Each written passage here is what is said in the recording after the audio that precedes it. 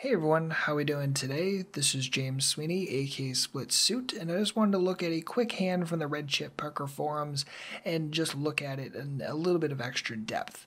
So in this hand, we're playing 25 no limit, playing full ring online, and villain is the highlighted character who is running 2914. We open under the gun with ace queen suited, okay. Button decides to call who's that main villain, and we go heads up to it, and hero decides to continuation bet on jack 9-3 with some backdoor draws, and decides to c-bet for roughly 5.5 big blinds. So overall, he says this is a kind of player who's only folding versus continuation bets at about 38%. I think this is okay to continuation bet. I think we're going to generate at least some semblance of folds, which I'm fine with. I'm totally fine if he's folding like deuces and then like 4s through 8s type stuff. Totally good with that. And if he ever folds like some suited connectors like 6-7 suited, there's no flush draw for him to attach to, so chances are we can get him to release those as well.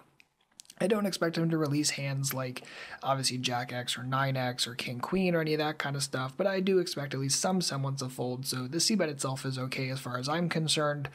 But when the turn is a Jack pairing the top card, I don't think our double barrel is going to be particularly good. I don't think we're ever going to be able to get him to release a Jack at this point, and 9 at this point. Any pair he got sticky with on the flop, I expect he's going to get sticky with again on the turn.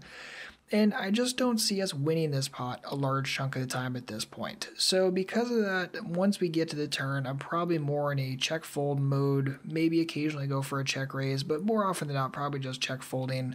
I'm not expecting to win this pot enough of the time against this particular individual. So again, it's one of those where being one and done on the flop can be okay. There are times for it, and I'd say that this person is kind of the exact kind of situation of person that I'm going to go one and done against.